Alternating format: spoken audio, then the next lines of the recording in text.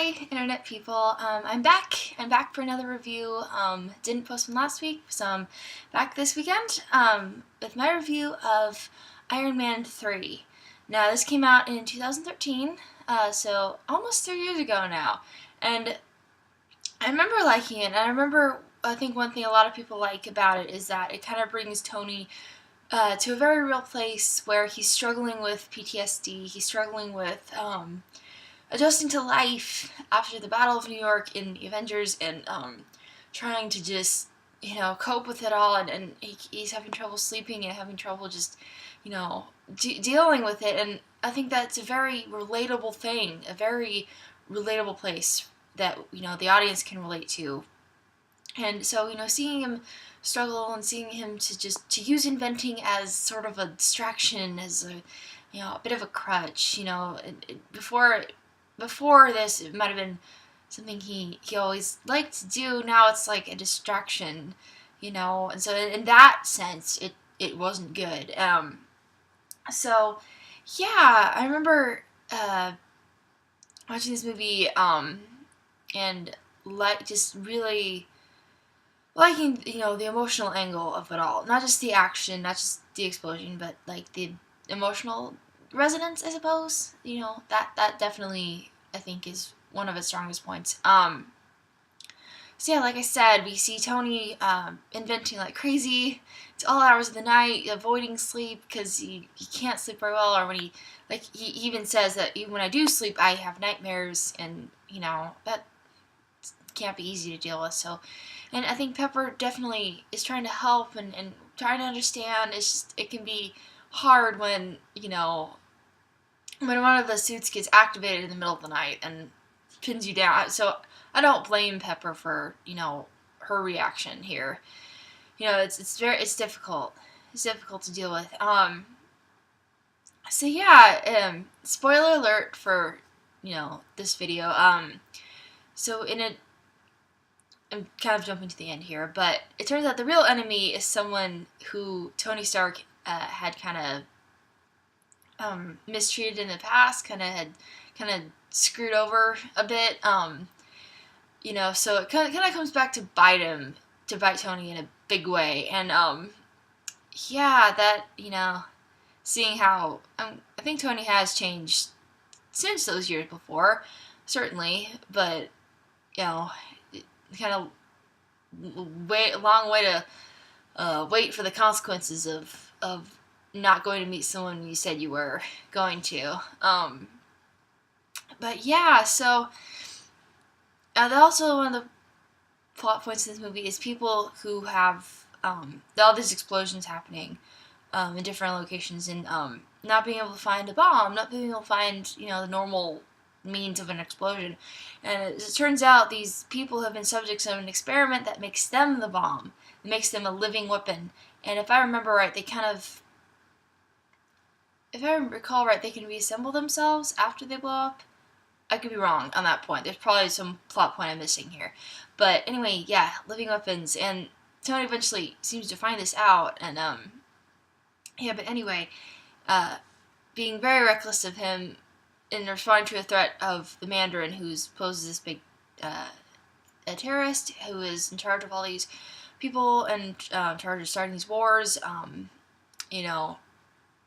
and so Tony on the news outright calls him out and just be like, okay, well, if you want to come get me, I'm here, here's my address. It's like, Tony, that has to be one of the stupidest things you've ever done. And as a result, Tony's house gets pretty much blown to smithereens. But fortunately, Pepper's okay because Tony directs one of his suits to be fitted on her. And I think when I first watched the movie, I didn't quite realize that was on purpose. But now I realize it is, and that he didn't try to protect himself first. He tried to protect Pepper first, and that's awesome. That's huge, I think. Just because, especially for me who didn't realize that at first. So yeah, Tony's house gets blown up, and he's in his Iron Man suit, and he gets thrown into the ocean. He gets out of the ocean, but he flies away. He ends up, forget where, but some far-flung state, and his suit kind of dies.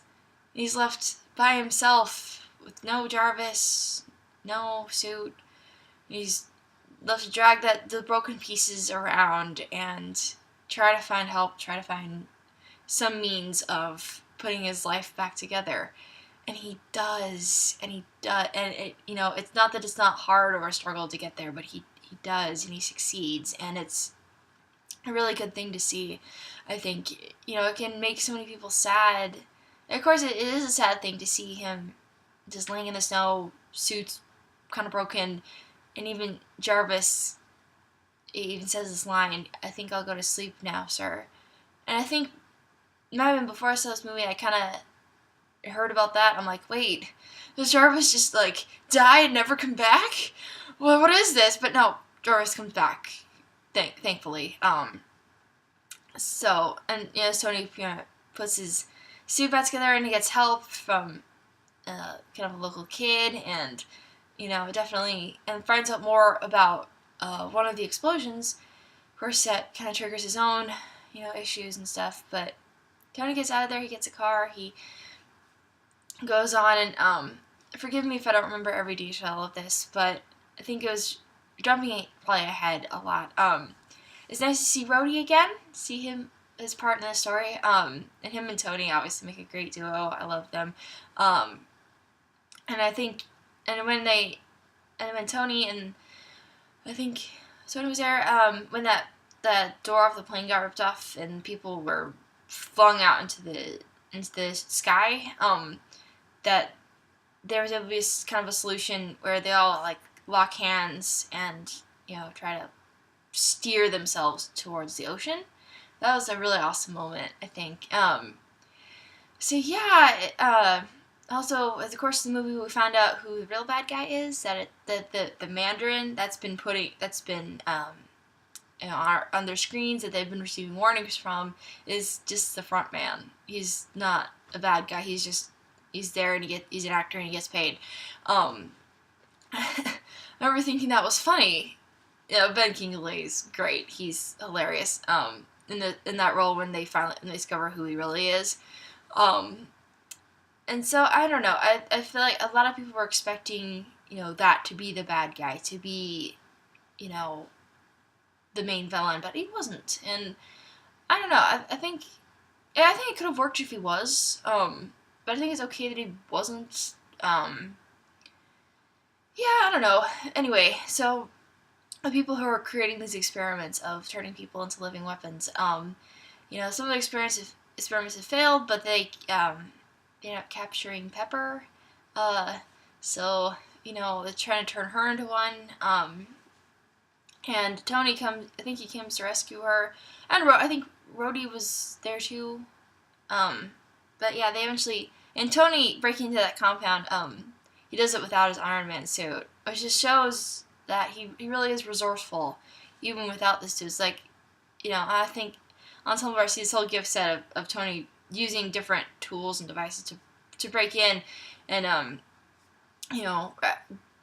apprehend the guards and get past them. And it's just gift set on Tumblr that kind of showed that had the capture of that moment, and that kind of an explanation of this is who Tony is even without his suit. That he's still resourceful, he's still an inventor, he's still able to do all these things even without his high-powered suit. That he has a few tricks up his sleeve, and that's a really cool thing to see. That hero, a moment of breaking into somewhere, and getting his friends back, that he's now using his suit like he could have, because suit's kind of busted, so you can't use it. So he has another way, and it works. Though he gets himself captured, but he actually breaks out, and Rhodey helps too. Rhodey helps save him, and they get into. They get out. Rhodey sees that this guy breathes fire, and he's just like, okay, right, yeah, you breathe fire. It's just great reaction right there. So yeah, I think the great moments, of course, there's humor. Tony and Rhodey teaming up, always a pleasure to see. Yeah, so I think that them working together, and then confronting the real bad guy, and what they're doing, and even though, and I think Tony tries to, I don't know a better word for it, tried to get the suit on him to call it like he normally does, but I think one of them doesn't work, so it kind of fails, but.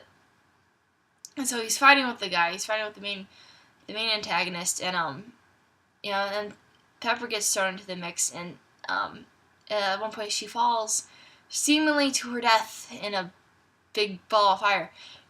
Then Tony for a second just looks so devastated, and he continues to fight with the guy, and eventually Pepper comes back because the experiment worked on her, and she's one of these fire breathing creatures, and that's awesome that she gets to be the one to finish the fight. That her and Tony get to do it together, and then that she plays a key role. It's awesome to see. I'm really glad obviously it's very traumatic for Pepper because she didn't know the experiment worked until it did, and until she was suddenly up and fighting. But yeah, and so I'm sure they got it reversed, and sure they helped her out. And Tony's not scared that she's breathing fire. He's just happy she's alive. So, that makes me happy when Trevor's like, oh wait, no, don't. After the bad guy's over and Tony's coming over to her. She's like, oh wait, no, don't touch me. I'm gonna burn you or something. And he's like, no, you're not. And it's just. He's just happy she's not dead, and that it's a very heartwarming moment, and the movie kind of gets wrapped up from there, and that's good. Forgive me if I haven't dived into each of the plot, but I think it's more the emotional angles that I remember the most and that mean the most to me. So yeah, we see Tony go, and also at the end of the movie, we see Tony call on his other suits to be backup, and they are. And then at the end, he kind of destroys all of them, and some people didn't like that, they didn't think that was a good thing, but I think in a sense, he built all those suits out of a distraction, trying to avoid dealing with those problems. Now he's going to try to deal with them more. He doesn't need those suits. And I think destroying them is kind of a symbolic way of saying, okay, I'm going to try not to use that as a crutch anymore. I might still invent, but I want to do it in a way that's healthier, that is not a way of avoiding the problems, that sort of thing. So as long as he, remembers that inventing should be something he does because he loves it, that he's good at it, not as a distraction, then, I think we're good.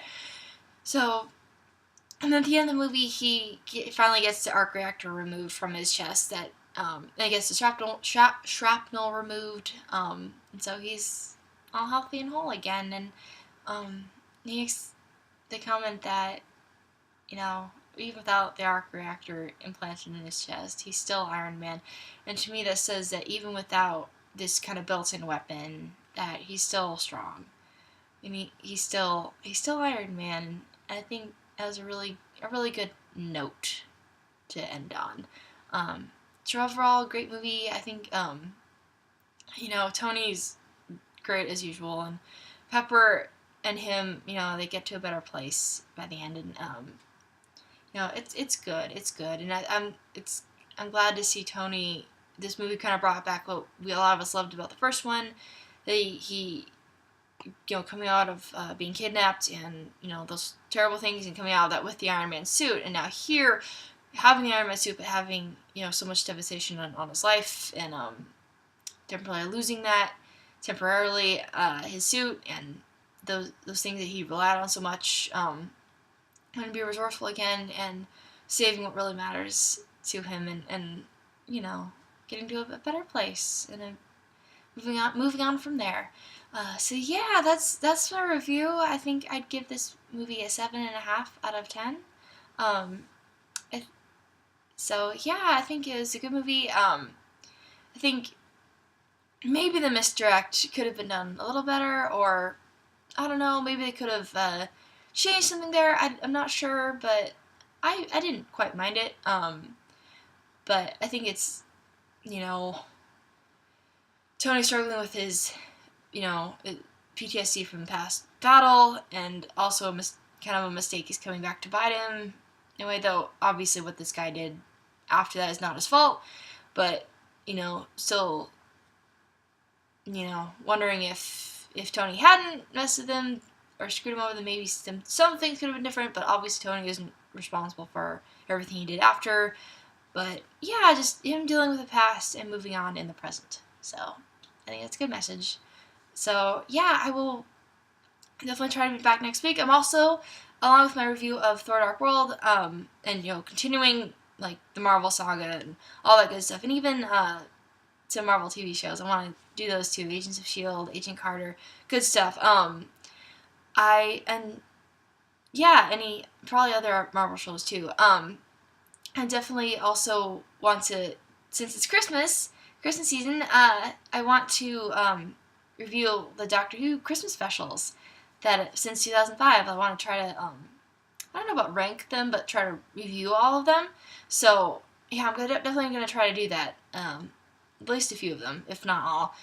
So yeah, stay tuned for that too, as well as my Marvel movies, but it's Christmas, I want to do something for Christmas. So yeah, thank you very much for watching. If you did, please like and subscribe if you want to see more reviews like this of fandom, of TV shows, movies, things that I like and hope you like too. Thank you to all who have already subscribed. You're awesome, and I will see you next week after I'm done with finals and I'm moved out of my dorm. Okay, see you later. Bye.